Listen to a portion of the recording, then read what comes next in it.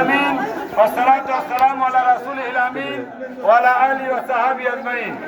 শহীদি কাফেলা বাংলাদেশ জামাত ইসলামী বসুরহাট পৌরসভা ঈদ উত্তর পশু কোরবানি করে গোশত বিতরণ কর্মসূচির অংশ হিসেবে ৮ নম্বর ওয়ার্ডে কোম্পানিগঞ্জ মডেল স্কুল মাঠে আজকে আমরা যে গোশত বন্টন করছি, এই গোশত বন্টনের সম্মানিত সঞ্চালক বসুরহাট পৌরসভা জামাতের সেক্রেটারি জনাব মাওলানা হেলালুদ্দিন উপস্থিত রয়েছেন।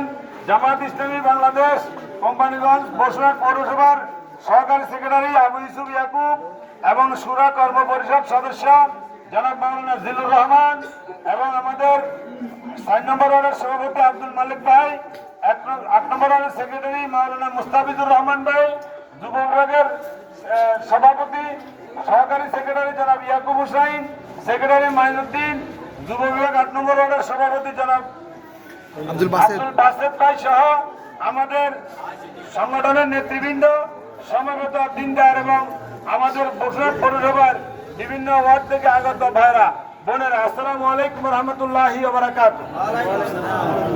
আল্লাহ রাব্বুল আলামিনের একান্ত শুকরিয়া। আমরা গতদিন ঈদ করেছি, গতদিন আমরা ৪ নম্বর ওয়ার্ডে গোশত বন্টন করেছি। আজকে আমরা ৮টা ওয়ার্ডে গরু কোরবানি করেছি। কিছুক্ষণ আগেই আমরা বিভিন্ন ওয়ার্ডে গরুর গোশত বন্টন করে সর্বশেষ এখানে এসেছি।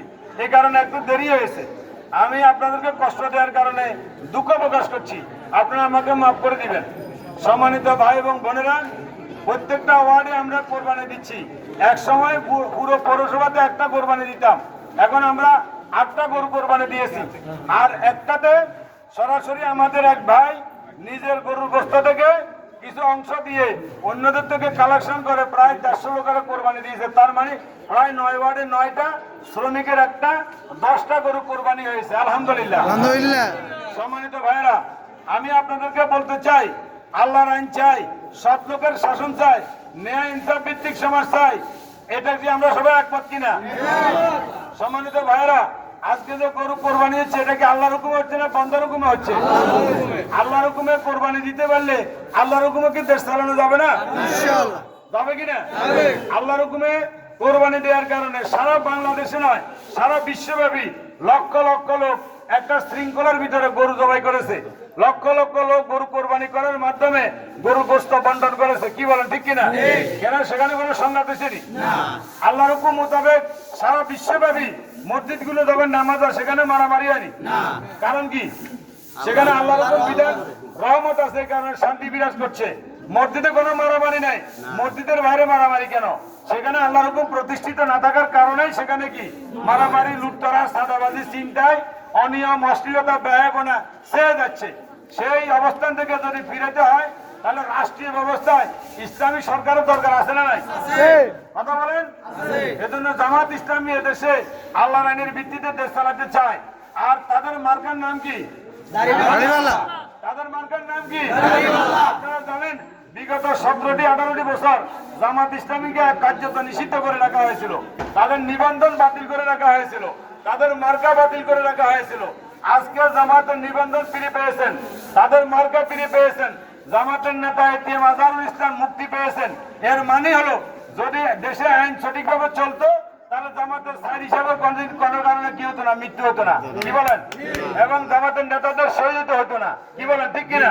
সম্মানিত ভাইরা, আমি আপনাদেরকে বলতে চাই, যদি আমরা পৌরসভাতে একজন ভালো মানুষের নির্বাচন করতে পারি তাহলে এখানে কি ভালো কাজ হবে কিনা হবে না? কথা বলেন, হবে কিনা হবে না? এই যে কিছু চাইল বন্টন হয়েছে কিনা হয় নাই, এই চাইল বন্টন আমাদের কারণে হয়েছে। আমরা চাচ্ছি যাতে করে গরিবের অধিকার ফিরে পাই। কি বলেন, ঠিক কিনা? আমরা আজকে এখানে গরু জবাই করেছি, আমাদের দেশে বিদেশে অনেক ভাই আমাদেরকে সহযোগিতা করেছেন।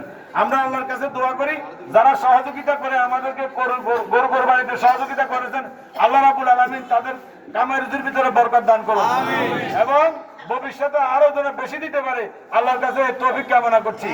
এখানে আমরা 9টা ওয়ার্ডে 9টা গরু জবাই করে দেওয়ার পরেও কিছু ভাই বাকি থেকে যায়, যার কারণে কিছু ভাই বন্ধুকে এখানে ডেকে নিয়ে এসেছি।